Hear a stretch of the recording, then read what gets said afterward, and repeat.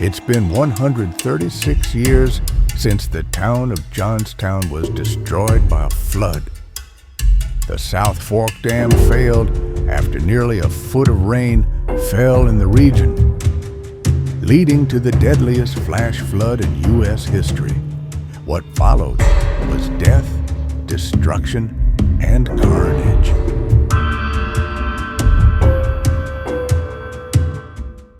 The town of Johnstown began in the late 18th century.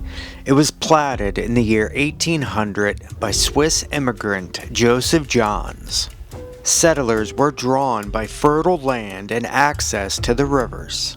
The settlement grew slowly at first. Its early economy revolved around agriculture and a port.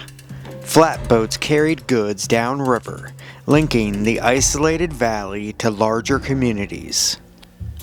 Pennsylvania started on a massive infrastructure project, the main line of public works, a combination of canals, railroads, and portage systems.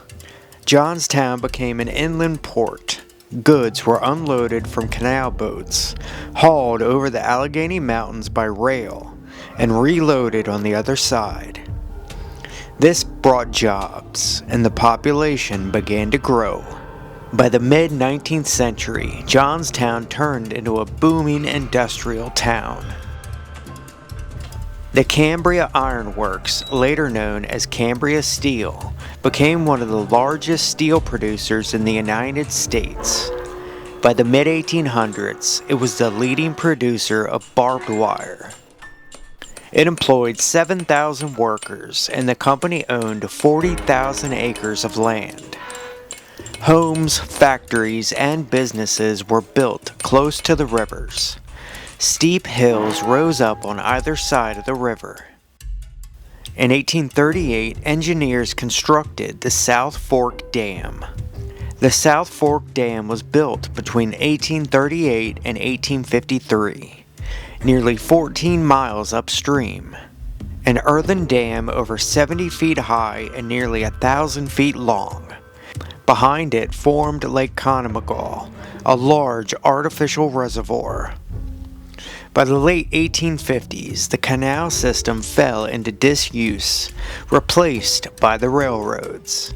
In 1881, the dam had new owners, the South Fork Fishing and Hunting Club. A group of Pittsburgh entrepreneurs and businessmen. They purchased the dam and its land around it. They formed the South Fork Fishing and Hunting Club, turning Lake Conemaugh into a private retreat. Members included some of the richest men in America. When the dam leaked, it was repaired with mud and straw patches. The dam was lowered, reducing its height by making the water level just a few feet below its top. Fish screens were also installed at the spillway, which soon were clogged with debris. The earthen structure was never reinforced with stone or concrete. But life went on below in Johnstown. Floods were not uncommon in the valley. Smaller floods had occurred many times before. The lake held over 14 million tons of water. It was 2 miles long, 1 mile wide, and 60 feet deep. The water was held back by an old earthen dam. In the final days of May 1889, a strong low-pressure system moved east across the Midwest and into the Appalachian region.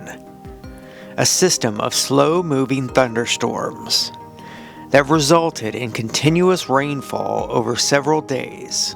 What was later described as the heaviest rainfall event that had ever been recorded in that part of the United States. Parts of Pennsylvania received 6 to 10 inches of rain in less than 24 hours. In some upland areas, totals may have been even higher. By the time the heaviest rain arrived, the ground could no longer absorb it. As it continued to fall, the Little Conemaugh River, Stony Creek River, and other branches began to rise. By the morning of May 31st, the rivers were already well above normal. The water threatened to overflow into the town. The lake had also risen steadily throughout the night of May 30th and into the morning of May 31st. By dawn, the water was alarmingly close to the top of the South Fork Dam. That morning, Elias Unger, president of the South Fork Fishing and Hunting Club, noticed the water lapping at the top of the dam. Men were dispatched to clear obstructions and get the spillway working again, digging desperately with shovels and picks as rain continued to fall.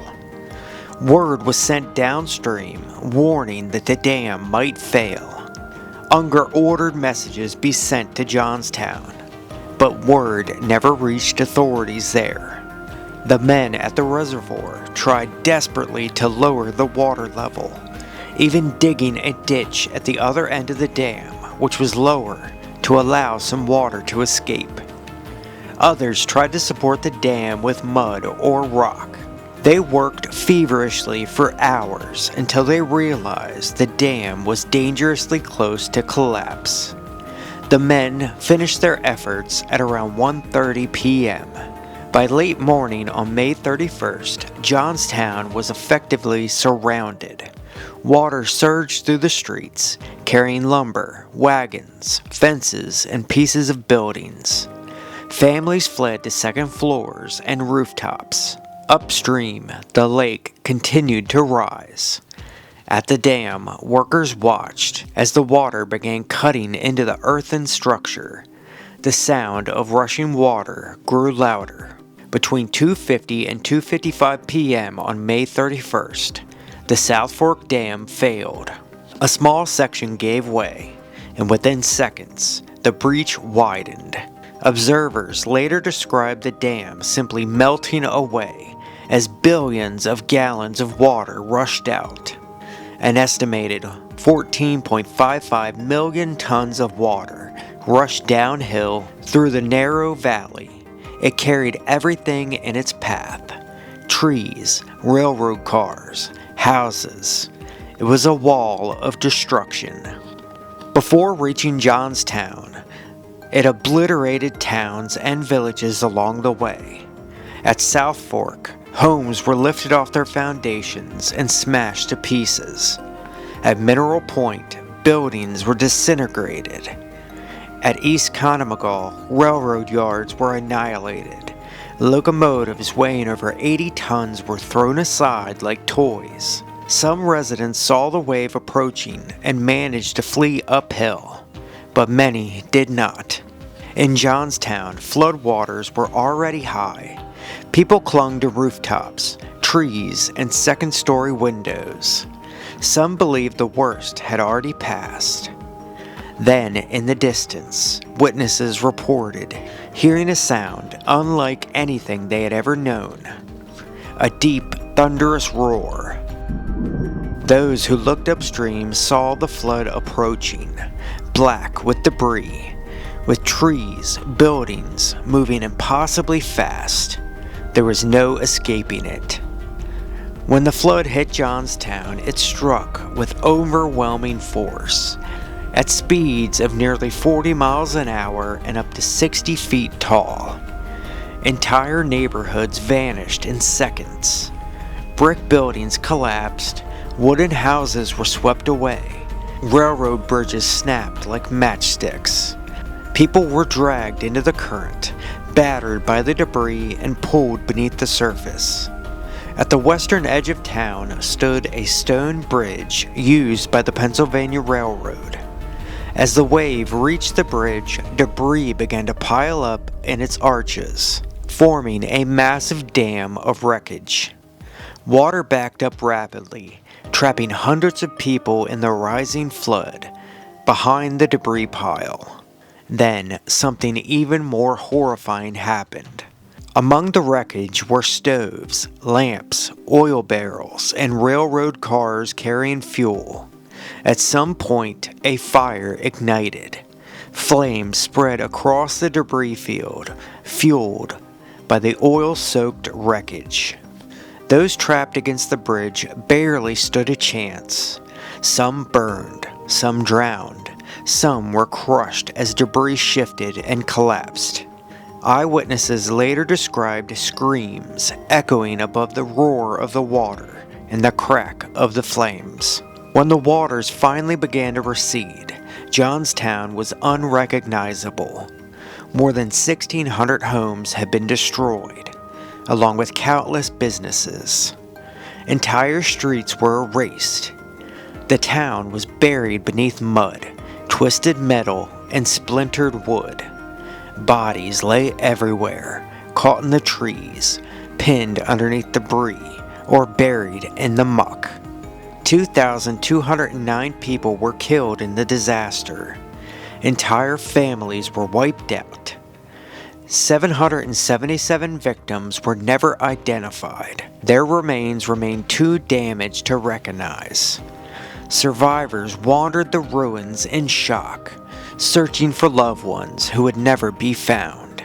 The Johnstown Flood became one of the first major American disasters to receive national media coverage.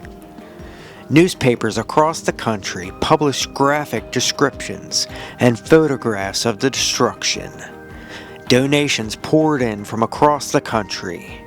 Within days, trains loaded with food, clothing, medical supplies, and building materials arrived at the edge of the ruined valley. Among the first organized relief efforts were the American Red Cross, led by Clara Barton. She arrived in Johnstown on June 5th. Johnstown was the Red Cross's largest relief operation to date. Barton and her volunteers established hotels and hospitals. They distributed aid regardless of race, nationality, or status.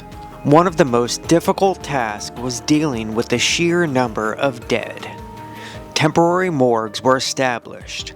Identification was attempted through clothing, jewelry, and personal effects. The psychological toll on survivors was immense. Despite the devastation, Johnstown did not die. Residents began clearing debris and rebuilding homes. The mills resumed operation and railroads were repaired. Nearly $3.8 million was collected for the Johnstown relief effort from within the U.S. and 18 foreign countries. The flood killed 2,208 people and caused an estimated $17 million in damages, almost $600 million today. I want to thank you all for watching, folks. I hope you enjoyed, and we will see you on the next. Peace.